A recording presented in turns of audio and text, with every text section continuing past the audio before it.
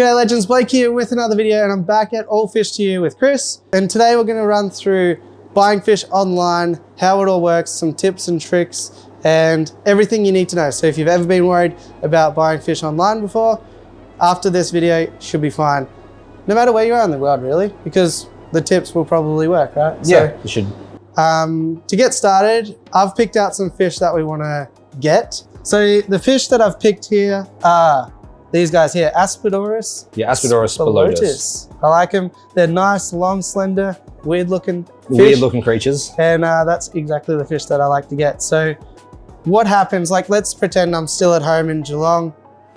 I'm on the internet, I see these and I say, add to cart. Yes, pretty much on the website, it has a live quantity thing on it. So you say I've got 10 in the shop and you order 8, then you take the 8. And it's kind of first in, best dressed sort of thing. And then once you've submitted your order, you've got to submit it before 11:59 on a Sunday night. And then I ship out the following Monday, Tuesday. Yeah. Depending on how many orders I have, depending on how early I want to start to get them started shipping. Yeah, that's good, so it doesn't get stuck over the weekend or whatever. Exactly, yeah. All fish are purged on the Sunday. So none of the shop gets fed on the Sunday and they'll get fed Tuesday, even Monday afternoon. If I have orders on the Tuesday, I just feed the selected fish and don't feed the other ones, and I send them out so they're all purged, they're not pooing in the bag and poisoning themselves. I think for this species in particular, the Aspidoris, very, very easy to ship, and same as any cories. Most of the time I'd ship this little fish individually in all its own little individual bags, being it's so spiky. And they'd all be double bagged. In Corydoris, I triple bag them just to be safe. Yeah, but most catfish ship pretty well. Things like Borneo suckers in summer, I wouldn't really like shipping, being that it gets too hot, and same as discus in winter, I don't like shipping them. If it does get held up anywhere, it can get a bit cold. So this week I shipped a 20 centimeter featherfin catfish. I put it in 9 bags. I bagged up the first one with oxygen, put 9 bags over that one. And then when it got to the guy's house, its top dorsal fin was through the bag, but it didn't move and didn't pierce it. Once you lifted the bag up, the bag then deflated instantly as soon as the fish moved. That was 9 bags it went through. Wow. Like it's hard to get scissors through those things. Like 9 bags is a lot of bags. Yeah, insane. Yeah. And so in different periods of the year, do you use heat packs or? Yeah, so definitely heat packs. And this time of year is difficult because like this week, Victoria was very cold. Queensland was super hot. So every box was individually like, it was like some of the orders had a cold water bottle in them. Some of them had heat packs going down to Victoria. Some of them had 72-hour heat packs for like New South Wales. It was very, very cold this week for some reason. But then next week they're predicting 32 degrees in Western New South Wales. So it's a very tough one this time of year, but middle of winter is probably the worst time, being it's freezing everywhere.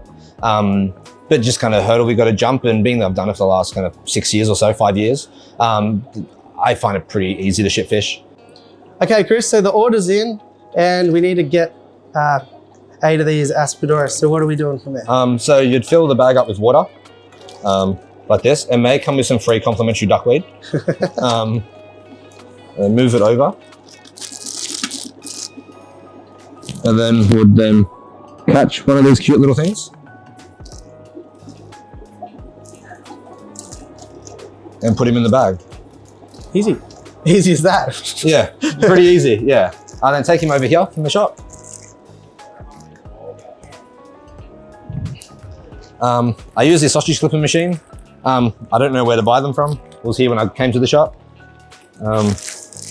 I double bag it, use the oxygen, fill it up, spin it around.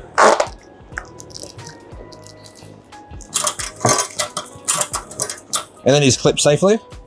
Being that he is a catfish, he then this task, which is the annoying task, triple bagging these bags.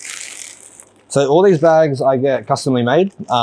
So they're a bit thicker than a standard bag and a bit taller, so I can fit them in some of the boxes we use. We use 5 standard size boxes. And then when I'm organizing the orders, I then choose which order I think goes in which bag.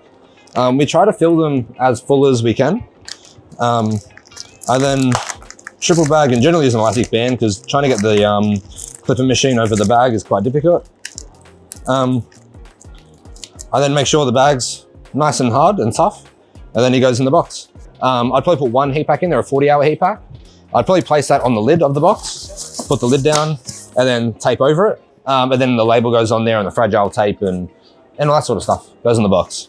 Well, I better not dilly-dally, I better head home so we can see these fish on the other side, and I'll show you what to do once they get to your house. Okay, so now that we're back at home in the fish room, well, I'm back from traveling, but maybe you're back from work having placed that order in your lunch break on a bit of a whim. Now, the very most important thing to do is have a tank set up ready for your new fish. For me in the Aspidoras, this is the tank that I'm going to be putting them in. I don't worry about algae and stuff like that because for me that's just an indication that the system is healthy and will be able to support life. Make sure that you've got filtration that's been running for quite a while. This tank here used to have my mascara bulbs in it. I've since moved those to the 8-foot. So there's just a bunch of little shrimp in there, which aren't going to be a problem for the Aspidoras. But if you are starting from scratch with a new tank, maybe shift across some sponge or other media, even some substrate from another tank, so that you do have a cycle going. You've got some bacteria there that's going to support the ammonia in those early stages. And then once you've got your tank ready, you're on easy street. All that you have to do after that is wait for it to come. And you'll have to wait and wait and wait and refresh your tracking link and wait some more and wait some more for what seems like an eternity, but eventually that day will come that your package will arrive, and then it's time to panic a little bit. Okay, so the day is finally here and we've got our box of fish from AllFish2U up in Sydney, and we're super excited. So what do? You can see here that I've already opened up my lid. That's so that I don't accidentally show you my address, but also because I heat the room here, so it's gonna start slowly adjusting the water to the temperature in the room. For me, I find most important is temperature acclimation when adjusting these guys to our conditions at home. If you only have one aquarium and you don't heat your fish room, then simply take the bag out and float it in the tank, and that will get your acclimation started.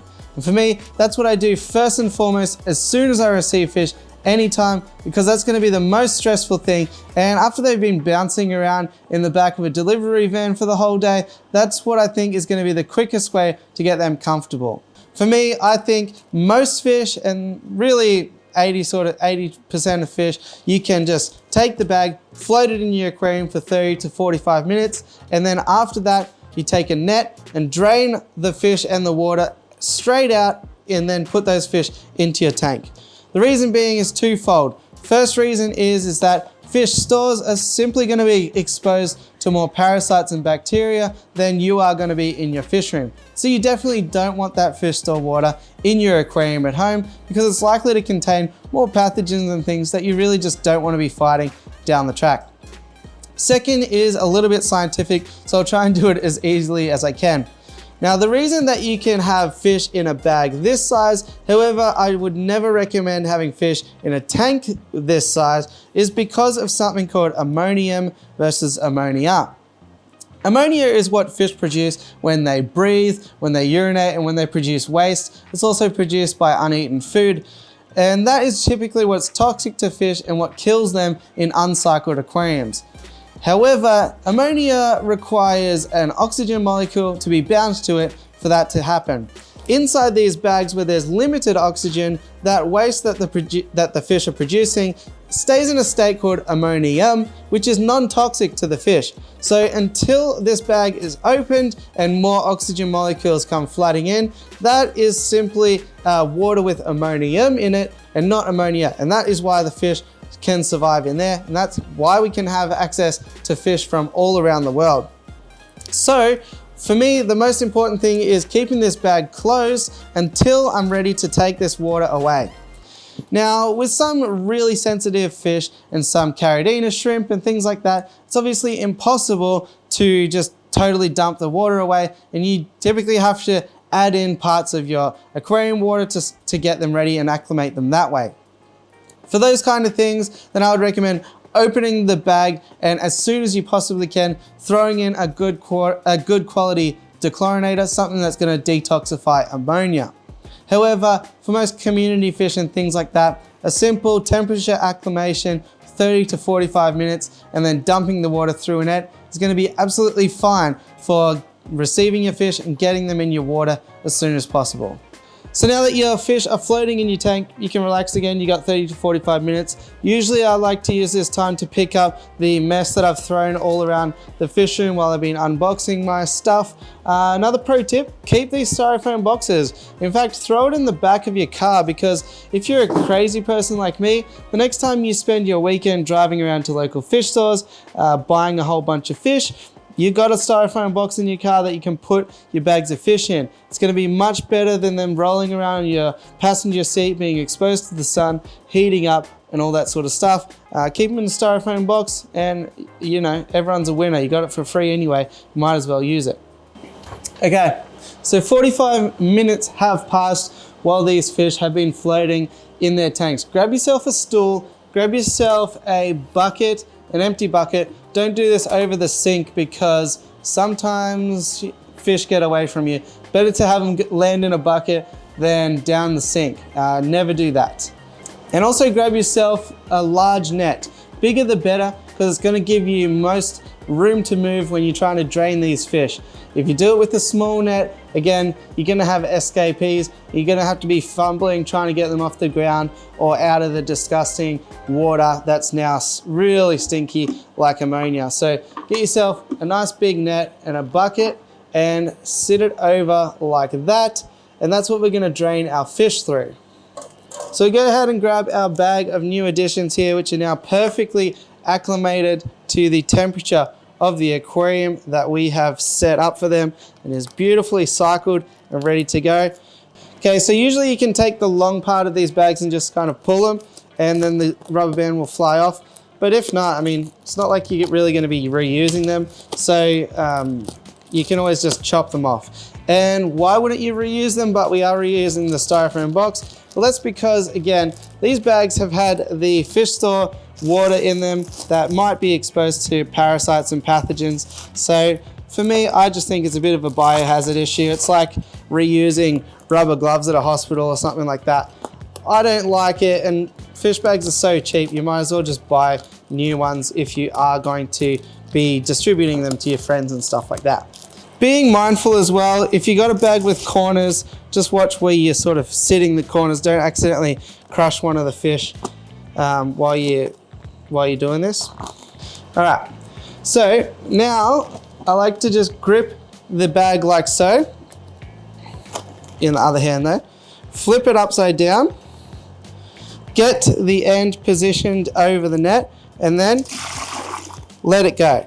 That way the fish have not really been exposed to any of that ammonia whatsoever. Of course, thoroughly check the bag to make sure that there's none left behind. You don't have to panic like about this amount of time passing that the fish are not in water. You can check them all out. You know, it's nothing too bad at all. And then I like to just put the net in the tank like so. You can sort of watch them, observe them, make sure that they're all swimming properly and all of that sort of stuff. And then for me, best practice is to let them swim out of the net of their own free will. Now, if you know me well enough, you'll know that I couldn't help myself. So I did also pick up some gold laser cories and some of those really cool tetras that Chris pointed out at the fish store tour that I did at AllFish2U. Really couldn't help it, so I'm gonna get these guys into their tank as well. I'll show you a little bit of footage on them. Okay, so all fish are in now, safe and sound, including the original Aspidoris, which have been schooling around really nicely. Do just be mindful that they're gonna take a day or so to color up properly and get settled in. So if you do notice the fish are a bit pale or a bit weird or acting a bit funny, don't stress about it yet. Give them a couple of days to warm up before trying to do something about it. If you're gonna put them with other fish, like in a community, of course, quarantine them first, keep them by themselves so you can work out that they're gonna be disease-free and pest-free and all those sorts of things.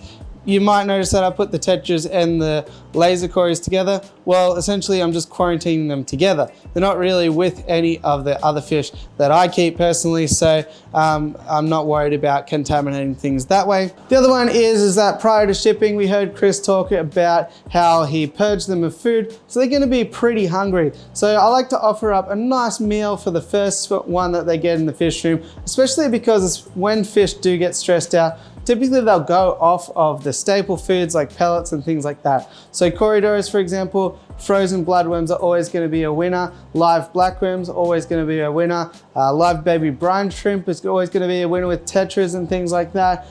Even frozen cyclops, daphne, and all that sort of stuff is going to be a great option. So if you can give them frozen or live foods for the first couple of feeds, it's going to help them to really get some of that extra fat storage back and get them to put on some nice size and color.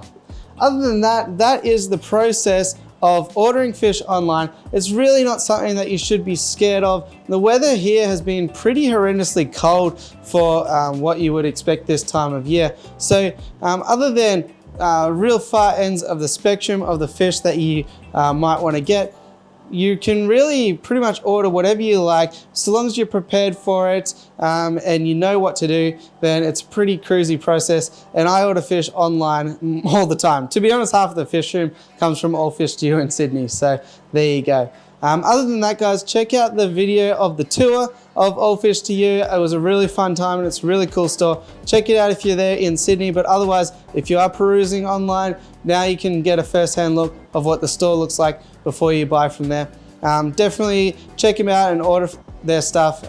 Great people, and I had a great time. So thanks for watching. If you did like the video, it always helps you out to smash like, hit subscribe, and all that fun stuff. And I'll catch you on the next one. Thanks for watching.